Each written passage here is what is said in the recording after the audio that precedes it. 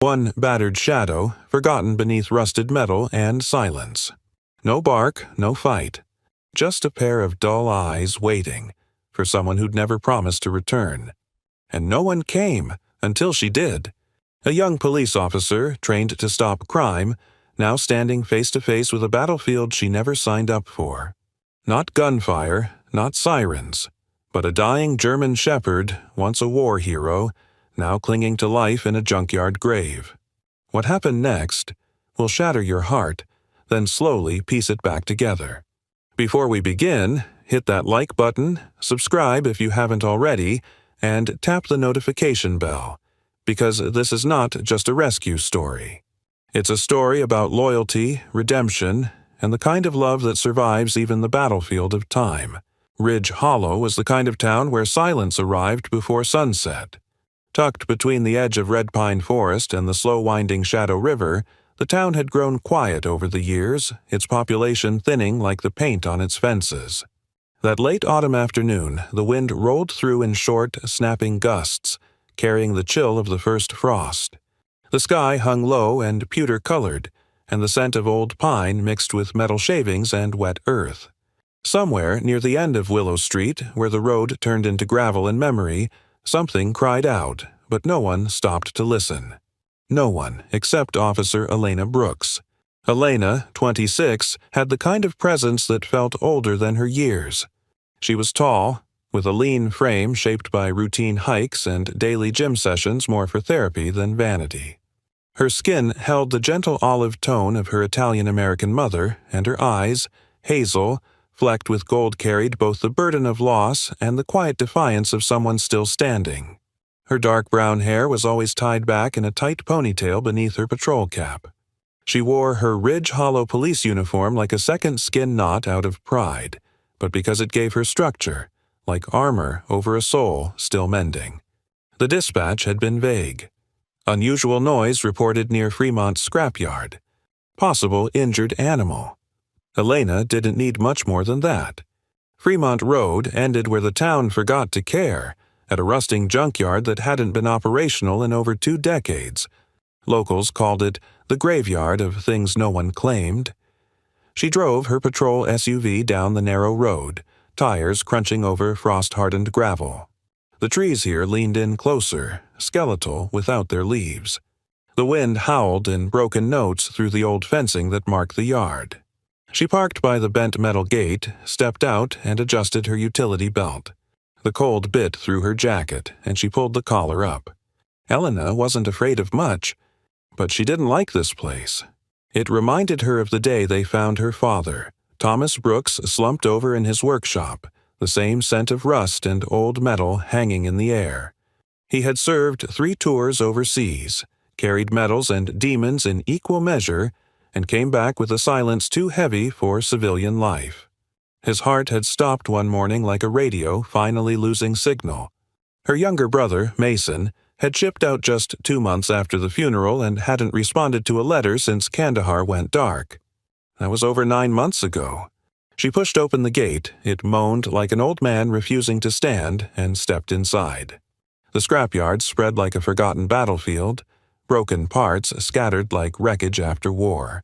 A sharp metallic scent lingered in the air, mixed with decay and something subtler, something warm and alive. Then she heard it. Barely audible, a whimper. Elena followed the sound past a half-buried washing machine and under a collapsed sheet of corrugated steel. She pulled her flashlight from her hip and angled it between a stack of rusting hubcaps. That's when she saw it. Curled into a shadowy corner beneath a sheet of old plywood was a dog. Or what was left of one. It was a German shepherd, unmistakably so, though the animal was skin and bone, its once thick coat now patchy with dirt, matted fur, and dried blood. One of its hind legs was twisted at a brutal angle, unnaturally bent. The dog didn't growl, didn't bark. It didn't even flinch. Elena knelt down slowly, letting her voice drop to a whisper. "Hey, buddy, I'm here now." The dog blinked, one eye milky, the other barely open. There was no fear in its gaze, only exhaustion, the kind that settles when you've waited too long to hope. She reached into her jacket and pulled out a protein bar, unwrapped it, and placed it just beyond the edge of her boot. The dog didn't move. She noticed then a patch on its shoulder where the fur had worn away, revealing a faded tattoo, K9 53A Ranger. Her breath caught. This wasn't just a stray. This was a military K9. Elena radioed for backup and a vet unit, but she already knew no one would arrive fast enough.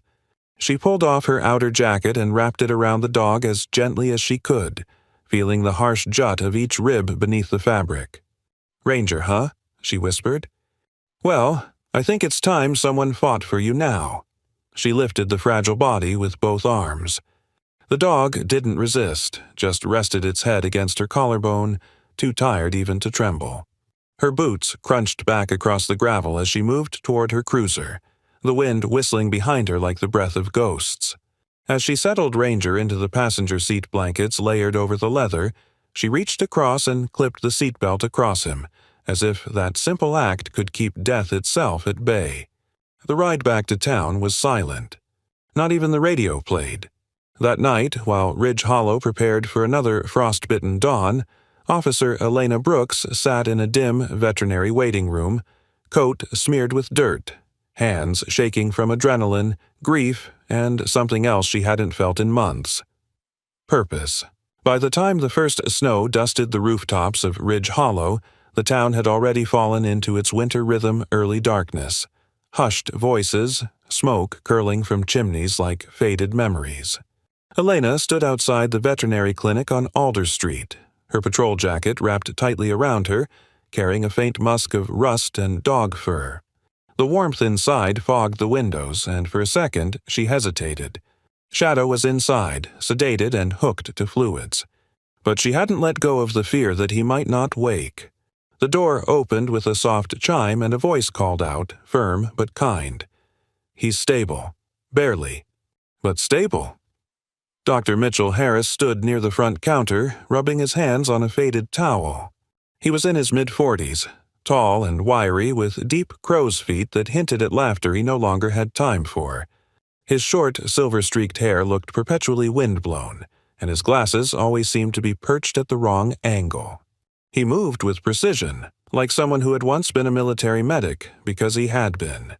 But after losing his wife in a hit-and-run 10 years ago, he left the Army and retreated to Ridge Hollow to raise his daughter and fix what he could in animals. He's malnourished. Multiple untreated injuries. His right hind leg is completely immobilized at some point. It was fractured and never reset. There's scarring along the ribs, some old burns, and signs of prolonged restraint. Elena swallowed. He was tortured. Harris nodded grimly. Most likely, for years. This dog's been through hell and then some. They walked quietly down the hallway, boots clicking softly on linoleum. At the end, Shadow lay inside a recovery pen, wrapped in heated blankets, breathing shallow but steady. His coat had been trimmed, cleaned, but still bore bald patches. His ears twitched slightly at the sound of Elena's voice. "I brought him in last night," she said softly. "Didn't even know his name until I saw the tattoo. K9 53A Ranger." "I looked it up," Harris replied, flipping open a file folder. "That number's registered to a military K9 unit deployed in Fallujah, Iraq, 5 years ago. His handler reported him killed in an IED blast." "But he survived," Elena whispered. "Barely." Harris closed the folder. And then he disappeared. No reports, no transfer papers. It's like someone erased him. Elena's jaw clenched. Or someone took him. A sudden burst of giggles broke the tension. Elena turned. Standing in the doorway was a little girl no older than 7, wearing mismatched socks, a faded unicorn sweater, and clinging to a crumpled drawing of a cat. Her hair was a nest of red curls, barely contained by 2 lopsided ponytails. Her eyes, brilliant green and wide, were fixed on Shadow. "That's my daughter Daisy," Harris said gently. She wasn't supposed to be out of her session. Daisy was small for her age, thin, with soft features and an unusually quiet presence. Diagnosed with selective mutism when she was 4, She hadn't spoken to anyone outside her father since. Therapy hadn't worked. Medication had dulled her sparkle. But here she stepped forward on her own, approaching the pen. Shadow opened his good eye. Didn't move, didn't growl. Daisy crouched beside the cage, her tiny fingers slipping through the bars. She didn't say a word, just touched the back of Shadow's paw gently.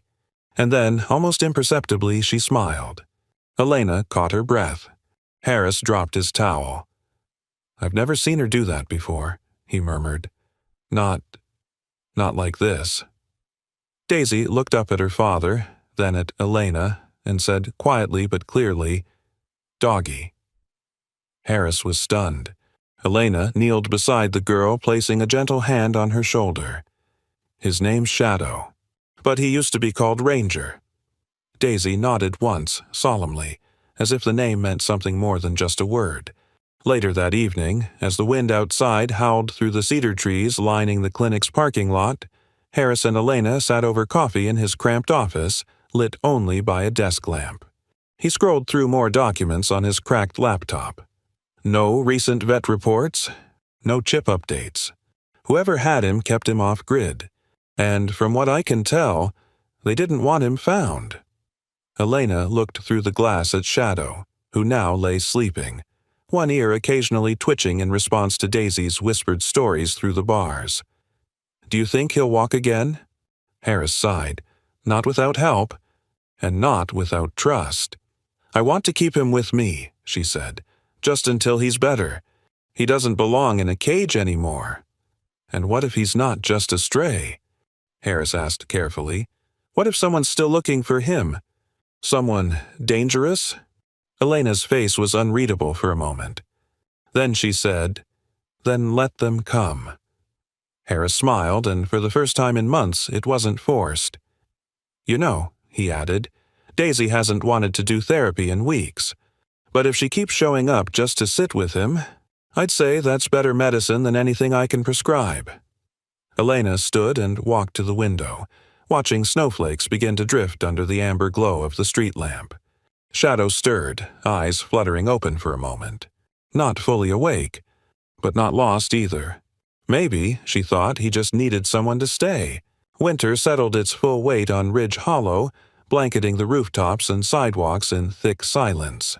Outside Elena's small cabin on Sycamore Ridge, snow had piled knee-deep, softening the sounds of tires crunching, of wind rustling through brittle pine branches.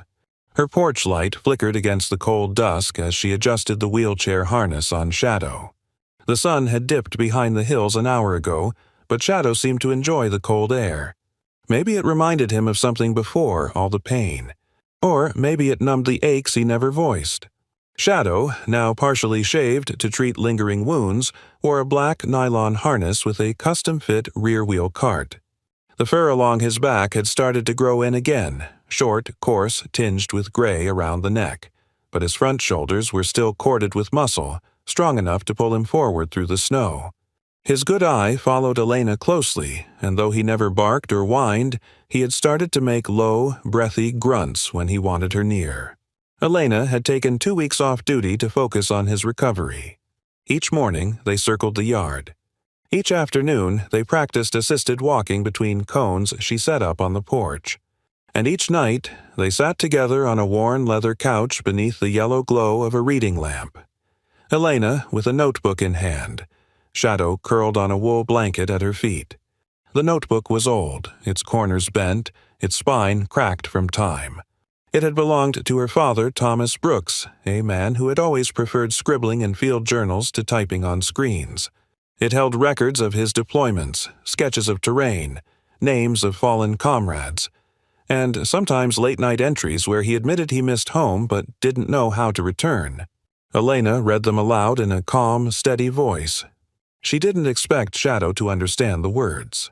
She just hoped he'd feel the steadiness of her tone, the rhythm of memory. But sometimes, just sometimes, when she read about desert winds or the sound of gunfire behind metal gates, she noticed Shadow's ear twitch, or the way his chest rose deeper, slower, like he remembered too. One evening, as frost gathered on the windows and the fireplace crackled faintly, Elena paused after reading an entry about her father's last mission in Ramadi. She looked down. Shadow was watching her, not blinking, not shifting, just watching.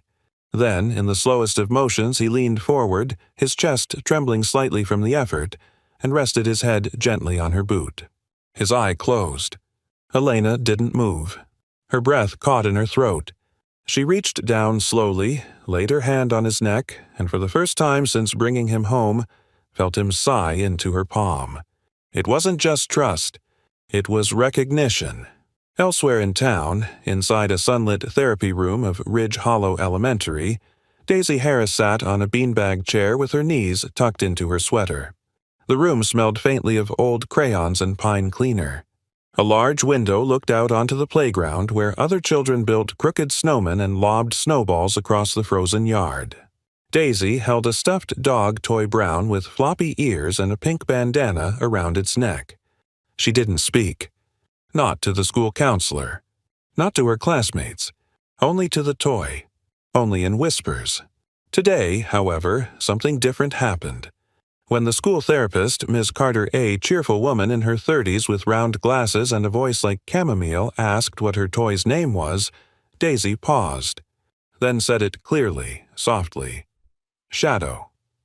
The counselor blinked. Is that your dog's name? Daisy shook her head. Not mine. But he's my friend. Later that day, Dr. Harris, tall and tired from back-to-back surgeries, leaned in the doorway as Daisy animatedly described to him how Shadow had a magic cart and walked even when the snow tried to stop him. Her eyes sparkled in a way he hadn't seen since her mother passed away. A part of him wanted to cry, but another part, steadier now, knew this moment wasn't about grief. It was about healing. That evening, Harris called Elena. She said his name. Elena paused on the other end of the line. Shadow? She said it like he was someone important. Someone she trusted. Elena smiled. He is. That night, after giving Shadow his medication and checking the bandages on his leg, Elena sat by the fire with her notebook.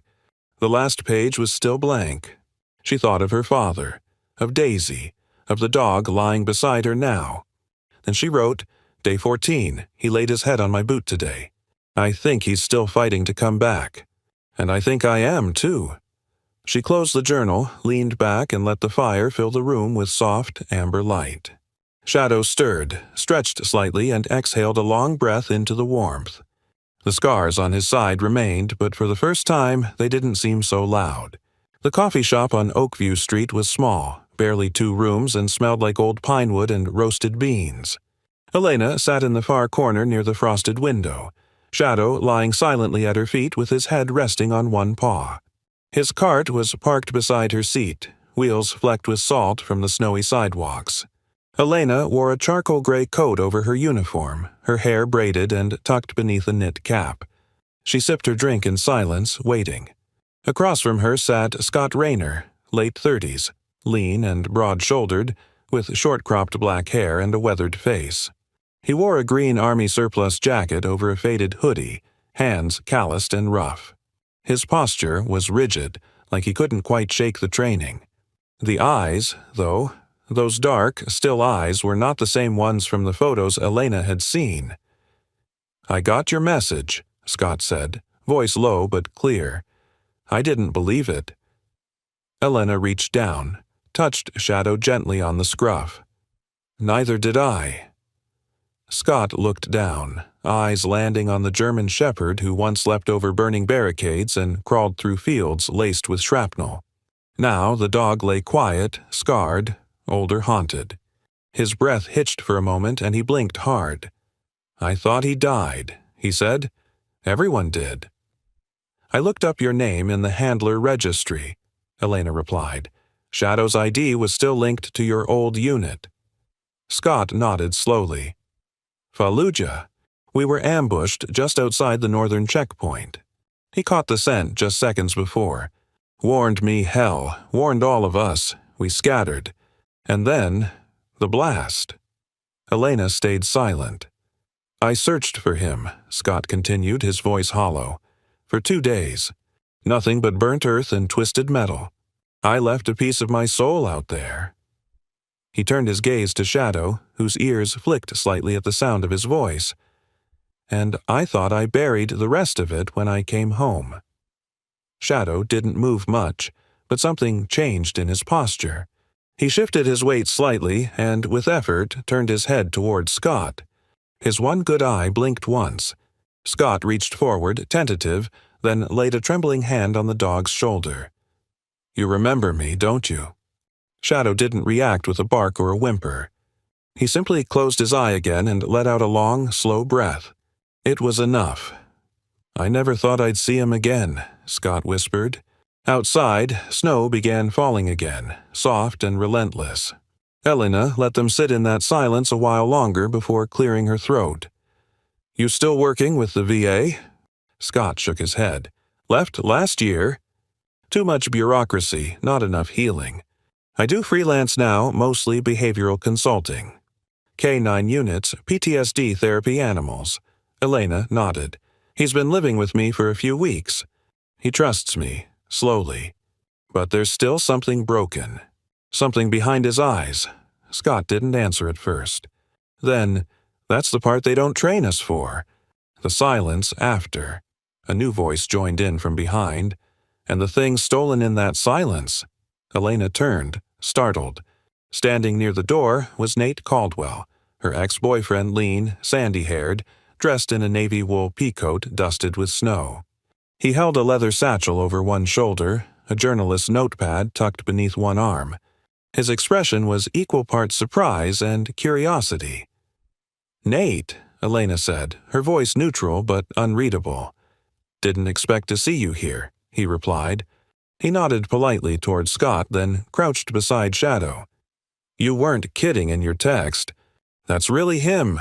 Elena raised a brow. "You've been following the same lead?" "Not exactly," Nate said, rising. "I've been tracking a series of thefts, military medals, unit tags, dog tags, even old deployment journals.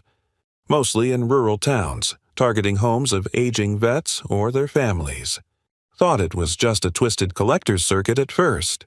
But now, it's bigger." Scott leaned forward. "You think someone was collecting K9 identifications?" "Not just collecting," Nate said, "erasing. Every theft follows the same pattern item stolen that could trace back to certain dogs or missions. Some of the items were linked to dogs declared KIA, including this one." He nodded toward Shadow. "I found a photo of him, this exact dog being sold on an encrypted online auction 5 years ago. No name. Just listed as retired asset, minimal use, high pedigree." "Disgusting." Elena's face darkened. Someone tried to profit from his service, from his suffering. Nate took a breath, stepping closer. "I didn't know then. But now I do. That's why I reached out. I think Shadow's part of something a lot darker than we thought." Scott stood slowly. "And if someone's still looking to clean up loose ends, that means he's not safe yet." Elena looked down at Shadow, who had curled beside her boot once again. The wind howled outside the window. Snow gathered on the sill. "I don't care who's behind it," she said firmly. "I'm not letting him go. Not again." The wind off the ridge screamed down through the pines, slamming into Elena's cottage like a wave of breathless warnings. Ridge Hollow was bracing for a cold, snap sub-zero forecasts, power flickers, branches cracking under the weight of gathering frost.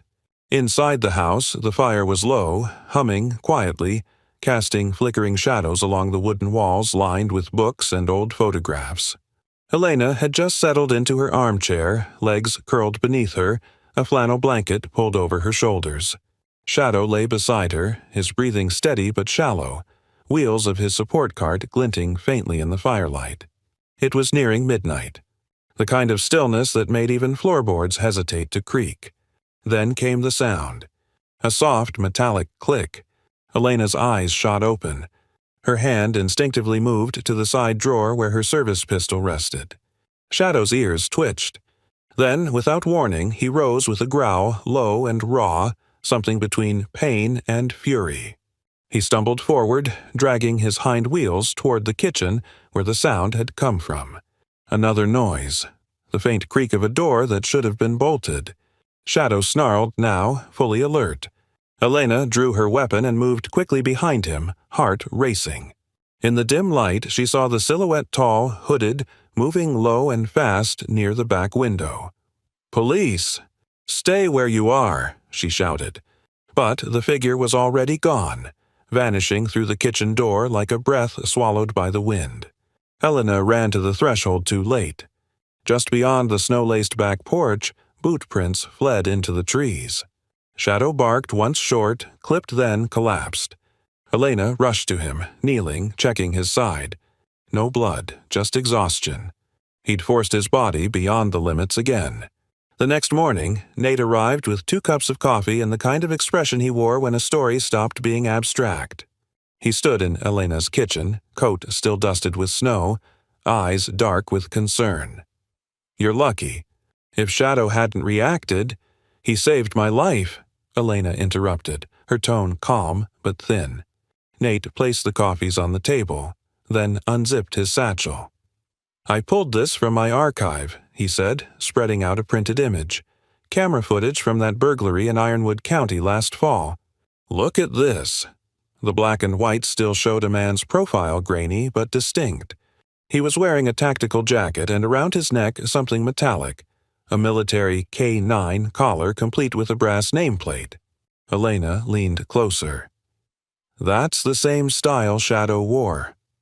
"Not a replica," Nate said. "This photo was taken 2 years after Shadow's disappearance.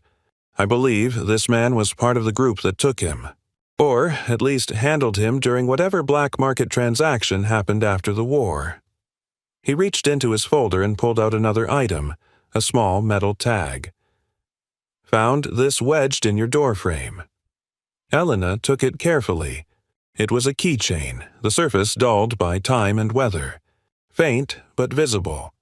An emblem, a snarling dog's head beneath the number 209, the insignia of a now-defunct military K9 training battalion in Nevada. "My source says that unit disbanded years ago," Nate added. "But some of their handlers, those with less than honorable records, started an underground ring. They'd recover abandoned or injured K9s, fake death records, then auction them to private buyers overseas." Elena felt her stomach tighten. "And Shadow?" "Was likely one of them," Nate said. "Except he got away. And now they want him back. Or silenced." Shadow lay near the fireplace again, head resting on his front paws, eyes open but distant. The tension in the room seemed to vibrate through his bones. Elena knelt beside him, smoothing her hand along his scarred neck. "We have to move fast," she said. "They came here. They knew where to look." Nate hesitated. "There's one more thing." He handed her a flash drive. On it is footage from a recent break-in in Kansas. Another vet, former handler. His dog had been stolen 2 years prior. He never found it. But what's strange is the thief didn't just take medals. They took the dog's collar, deployment photos, even mission records. These guys aren't just robbers. They're erasing history. Elena exhaled slowly, her breath fogging against the cold glass of the window. Outside, the wind picked up, pushing snow in hard, sideways bursts. "I want every copy of that footage. I'll run it through our department's facial ID software," she said. "If there's a way to find them, I'll find them." As Nate stood to leave, he paused by the door. "You sure you're okay?" Elena nodded, her hand still on Shadow's fur. "I am now. He barked again last night, for the first time in weeks. I think he's remembering." Winter had turned Ridge Hollow into a painting trees bare and black against a sky bleached white, streets muffled under a thick quilt of snow. The town moved slower in January. Even the wind, once biting and fast, now wandered in lazy circles, brushing windows like a hand trying to remember something. In Elena's backyard, the ground had hardened like stone, but the porch had been cleared and lined with training cones, PVC hurdles, and small wooden boxes. It was her new project, a makeshift K9 field carved from ice and determination. Shadow stood in the center of it all, his cartwheels strapped tight, harness snug across his chest. His black and tan coat had grown back in patches, still uneven but dense enough now to shield him from the cold. His right ear flopped slightly from an old break, and his back leg dragged gently inside its brace, but his eyes had changed. Where once there had been only caution, now there was focus, readiness, recognition. Elena stood 10 feet away in a Ridge Hollow police hoodie and thermal pants, clipboard under one arm. Her voice was sharp, commanding, but never harsh. "Shadow, heel." The dog turned with a slow but deliberate movement, pulling his cart in a tight arc to her left side. "Sit." He dropped down smoothly, one front paw splayed wide for balance. "Down." He hesitated, then obeyed. From the porch, Scott Rayner watched, arms folded across his chest. He'd volunteered to assist with the retraining. Since that day at the cafe, he'd become a regular presence, dropping by with notes, manuals, and his quiet, grounding presence. Dressed in a worn parka and fingerless gloves, he looked like a man built for the field-weathered, lean, yet precise in everything from how he walked to how he encouraged Shadow with subtle hand signals. "He still remembers every command," Scott said, stepping off the porch. "The body's slower, but the mind—" "Sharp," Elena smiled, brushing snow off her glove. "Then we're not starting from scratch. Just picking up the trail again." Inside the house, Daisy Harris sat cross-legged on the living room rug. The fireplace was lit behind her, and colored pencils were scattered across the floor. She had a round face, dotted with freckles, and wore a paint-stained sweater 2 sizes too big. A sketch pad lay open in front of her. On it, she was drawing Shadow, his cart exaggerated like rocket wheels, trailing blue flames as he chased stars. She tilted her head toward Ms. Carter, her school counselor, a petite woman in her 30s with a gentle demeanor and strawberry blonde hair tied in a bun. Ms. Carter had been visiting the Harris home weekly for 2 years. This was the first time Daisy had invited her to watch her draw. "He's fast," Daisy said softly, pointing at the sketch. "Faster than sadness." Ms. Carter blinked. "Did you just say that?" Daisy nodded. "He doesn't bark much, but I think he remembers how to run." Later that evening, Elena tucked the drawing into a folder marked Ridge Hollow K9 Proposal, Draft 1. She had spent hours writing it.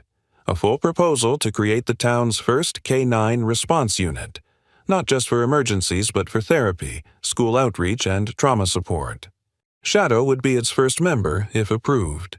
She emailed it to the police chief, an older man named Howard Greaves, heavyset and pragmatic, known for his skepticism toward soft policing initiatives.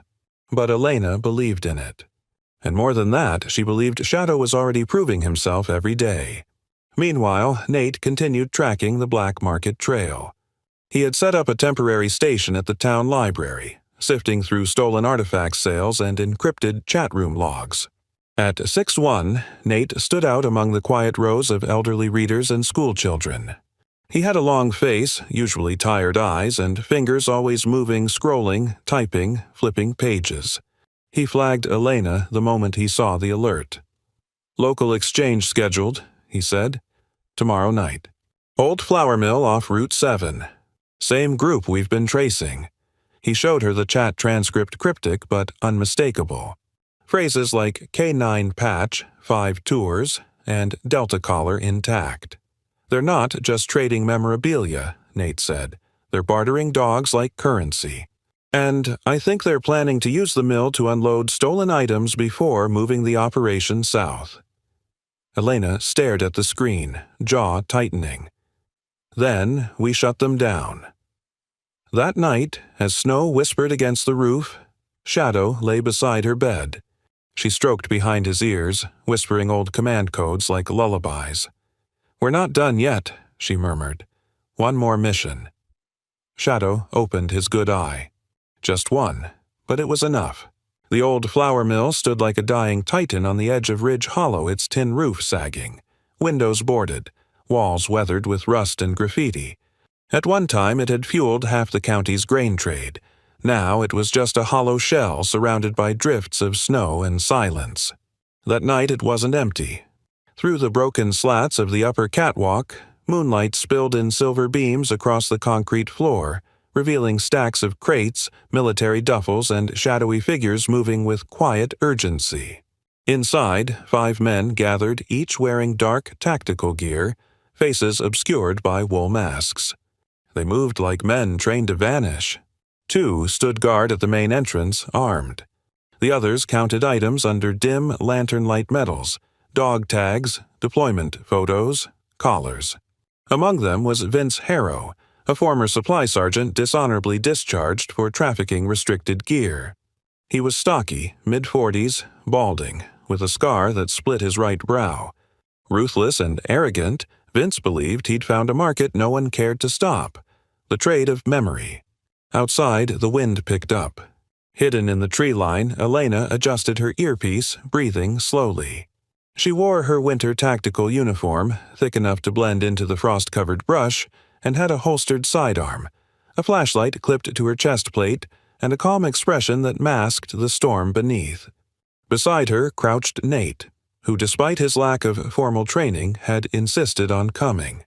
He wore a black jacket over a bulletproof vest too large for him and held a camera in gloved hands ready to document everything. In the rear vehicle, Shadow waited in silence. His rear cart had been reinforced with padded guards, his vest fitted with soft armor.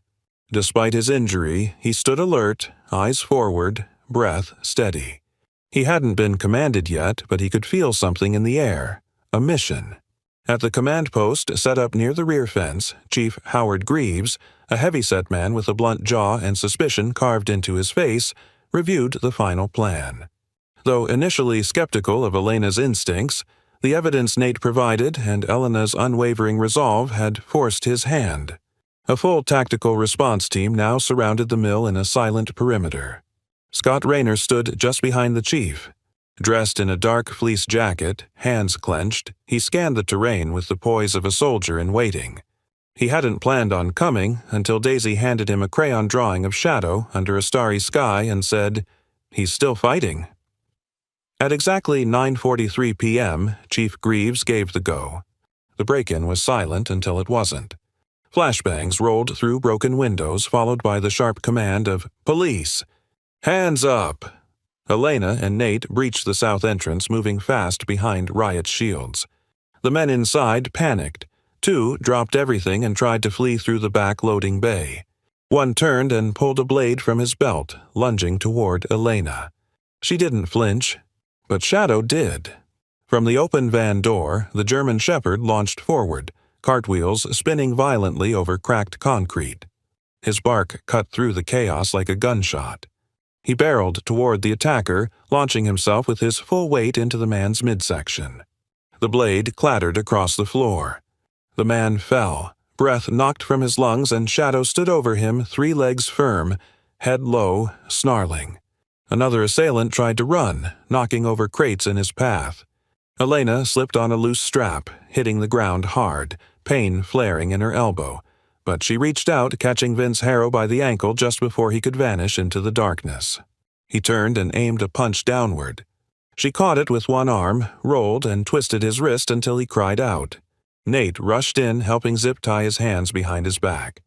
Within 5 minutes, the chaos faded. The building was secured. Dust hung in the air like old ghosts. Outside, snow began to fall again, quietly, drifting through broken panels in the mill's roof. And from that silence, Shadow emerged. His cartwheel had cracked on one side, his left paw bled faintly. But he didn't limp. He walked. Scott saw him first. The former lieutenant stepped forward slowly, heart hammering in his chest. Shadow stood in the center of the concrete yard, head high, tail still, eyes alert. Not a victim, not a ghost. A soldier returned. Scott dropped to one knee. "You came back," he said, voice breaking. "You came back from where no one believed you would." Shadow stepped toward him and rested his head in the crook of Scott's arm. Not for long, just long enough. Behind them, Elena leaned against the side of the van, watching through wet eyes. Nate approached, his voice low. "We got everything," he said. "Photos, documents, confessions." Elena nodded, gaze still locked on Shadow. "I'll file the report in the morning," she said. "But tonight, we let him rest." Spring arrived gently in the nation's capital. Washington, D.C. was dressed in soft sunlight and rows of blooming dogwoods.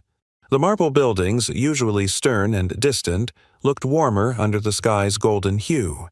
Along the curved gravel paths of the White House Rose Garden, rows of chairs had been arranged beneath fluttering flags. It was a private ceremony, not for politicians or pundits, but for something older than power: gratitude. Elena Brooks stood tall in her dress uniform, navy blue with a sharp white trim, medals pinned carefully above her breast pocket. Her dark hair was pulled into a neat bun, and her hazel eyes scanned the gathered crowd with both disbelief and quiet pride. At her side, walking slowly, wheeled harness clicking softly over the stone, was Shadow. He wore no vest today, only a navy blue ribbon around his neck. His coat gleamed black and tan, brushed to a polished sheen, and his missing leg no longer looked like a wound, but a mark of perseverance. The cart, built custom for the ceremony, was light and sleek, barely visible under the tailored wrap bearing the emblem of the National Service Animal Unit. People had flown in from across the country: veterans, K-9 handlers, medical officers, rescue volunteers, and watching from the front row sat President Langston, a woman in her late 50s with short silver hair, a quiet presence, and a deep respect for those who served, human or not.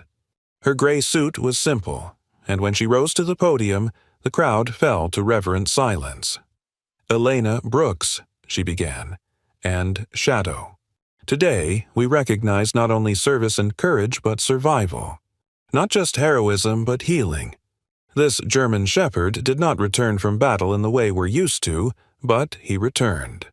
And in doing so, he reminded us all what it means to keep walking forward, even when the world has taken something from you." As the crowd watched, Elena stepped forward with Shadow. The president reached down, clipped the small medal to his collar, the National Medal of Valor for Service Animals, and ran her hand gently over his back. Shadow stood perfectly still, eyes forward, calm and proud. Cameras clicked. The national anthem swelled. But Elena wasn't listening to the music. She was watching the light as it fell across Shadow's face, watching the way his ears twitched just slightly when the breeze shifted. He was steady, solid, and here. Behind the crowd, tucked under a white canopy, sat Daisy Harris, her red curls combed neatly, wearing a dress patterned with stars and paws. Beside her was her father, Dr. Harris, who had taken the day off and worn his one remaining suit, slightly wrinkled at the cuffs.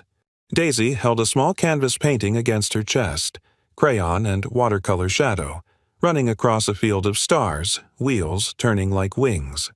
When Elena and Shadow returned to their seats, Daisy stood up and tiptoed forward. Carefully, she placed the drawing on the grass beside him.